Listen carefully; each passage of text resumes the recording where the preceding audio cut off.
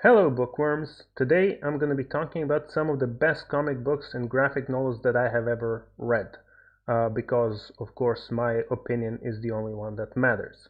So I'm not a huge comic book reader. I tend to avoid reading a really long series or comic books which have multiple spin-offs and such. So a lot of superhero comics and many of the most popular Japanese manga are not something that I tend to read. Although I have read some, I'm sure there is some great stuff among those comics, but the thought of reading multiple series of hundreds of volumes each is pretty daunting for me.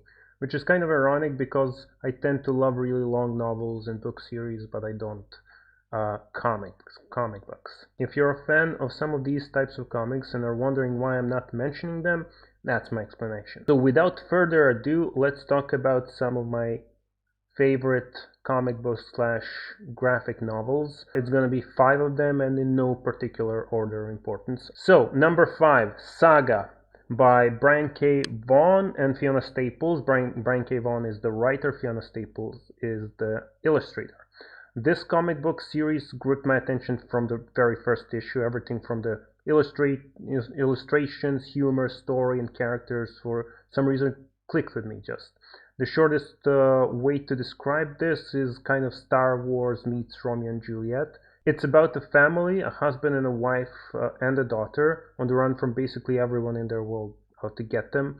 They are from two feuding planets, actually one moon and one planet, that are basically caught in a perpetual cold war with each other. The war never actually happens between the two planets, but is waged on fringe worlds and places outside of the planets. So the husband and wife meet when Marco, the husband from the magical moon Wreath, is imprisoned, and Alana from the planet Landfall is kind of like a guard. They fall in love, they have a baby, and now they have to escape because everybody's chasing them.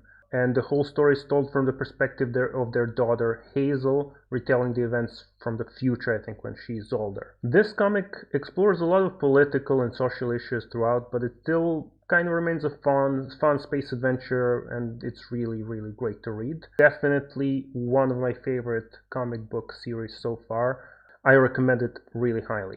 Next up, number 4, the Nikopol trilogy.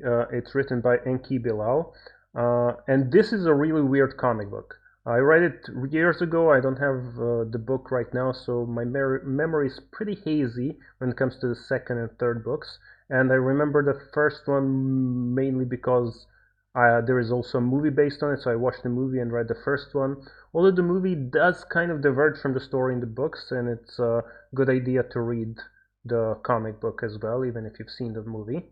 But what mainly drew me to this series is the art style. It depicts a pretty futuristic, totalitarian, corrupt Paris, which is riddled with poverty, decadence, and such. So typical dystopian sci-fi setting. And Nikopol is a rebel I think he was a rebel that has been frozen for decades as a punishment, and now he has returned.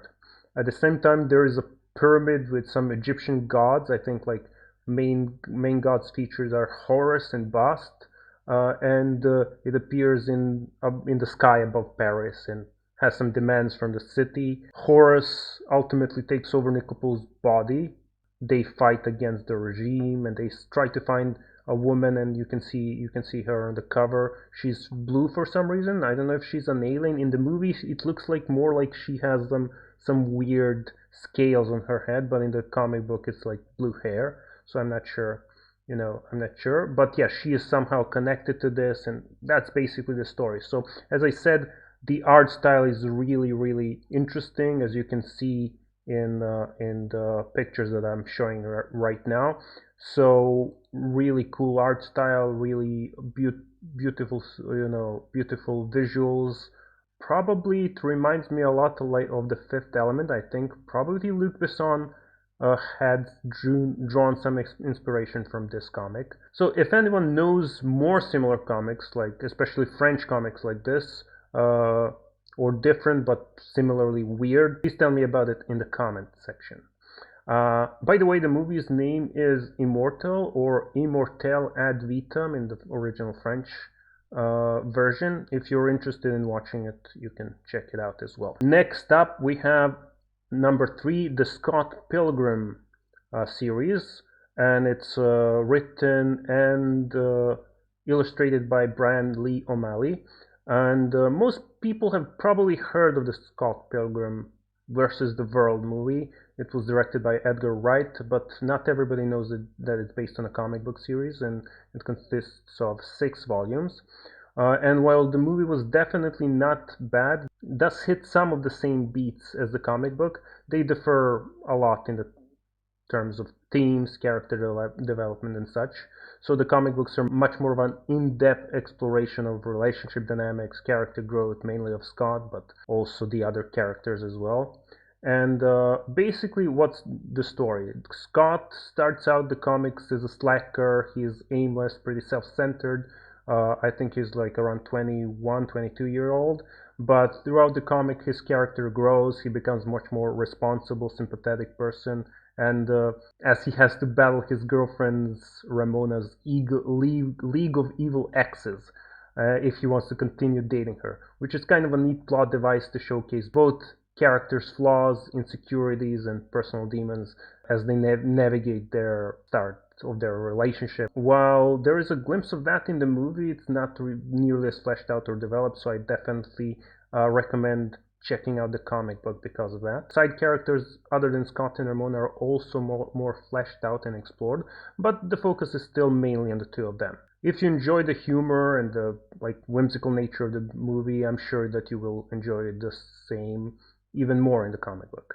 I'm not going to go into more details, but if you're interested in an in-depth review, really in-depth review and analysis of both movie and comic book, check out the great analysis done by Dominique Noble on his YouTube channel. I'll try to remember and put the link in the description. It's a really, really great review. I watched it recently. Next up, number 2, The Phoenix, or Hinotori in Japanese.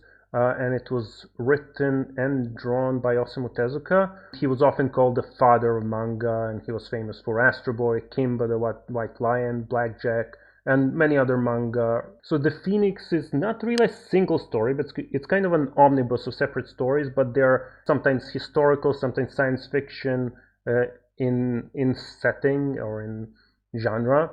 And all those stories are linked together by actually the phoenix, who kind of symbolizes reincarnation, the search for immortality, and that's kind of a common theme that binds all of these stories together. And some of the stories are set in historical Japan, some are set in the distant future, in outer space, or in a ruined, barren Earth where people live underground in cities ruled by supercomputers. So those kinds of stories, or many others that are, also just as interesting or just as engrossing. Some of the characters often recur in these stories.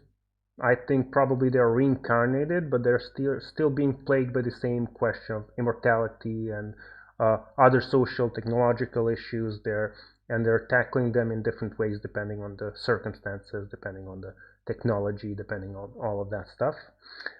It's very difficult to talk about these stories without tackling them one by one and analyzing each of them, and I can't really do that in this video, although I would probably need to read it again first. It's been a few years, but maybe I will do it in the future, since this is such a great series and I'd like to come back to it and have a reason to read it again. The animation style seems a little bit childish at first, but don't let it deter you, since the story is really definitely not childish, and there's some very, very beautiful drawings and animation as well. A little bit old style, but still incredibly beautiful. Concerning the sci-fi elements of the story, I just wanted to say that many of the sci-fi concepts and tropes that we see today are still present in these works, even though they are a little bit older, starting from 1955 up to 1980. Most of these comics were drawn. Tezuka was basically a contemporary of science fiction greats like Asimov or Arthur Clarke and others. I believe his stories were no less imaginative or deep or groundbreaking as these writers. And number 1, we have Watchmen, written by Alan Moore, illustrated by Dave Gibbons, and colored by John Higgins. So this is another comic book series that's adapted to a famous movie, for better or for worse, depending on who you ask. Some people loved the movie, some people didn't like it. so that's up in the air. This graphic novel comic book series often pops up in many lists of best novels ever written, even though it's not a novel but in the classical meaning of the word, but it's still, many people recommend it as one of the best. So it's set in the world where superheroes, or more often kind of vigilantes, are real, and they're basically running around cities fighting crime or forming their own kind of like Avengers kind of groups. And it is often called a deconstruction of the superhero genre, as well as an exploration into human nature and what is the meaning of the word hero. The heroes depicted in this world have like all kinds of issues. Some of them are rigid, with an extremist moral structure. Some are struggling to form personal attachments to society because they're too powerful. Some are committing unspeakable atrocities trying to save the world, or they're doing it just for the heck of it, some other ones. So it's like really definitely not a clear-cut superhero world. So the most famous quote in this book is "Who watches the Watchmen?" and they're still very apt and relevant to question today in today's world as much as it was when it came out. If you haven't read the comic or seen the movie, I don't want to reveal too much more than this. I just want to tell you to go and read the comic, even if you're not a fan of the superhero genre. I'm not a huge fan either, but I still love this. Well, that is it for my favorite comics graphic novels so far. I might do a list of some more cool comics you should check out in the future, but these are the top right now for me. If you disagree with this list or think some more titles should be included, please tell me about it in the comments. I'd love to learn, I'd love to know more about your recommendations. But for now, that will be it for today. If you really hated this video and can't stand me, please smash that dislike button and leave a comment about just how much I suck or this video sucks.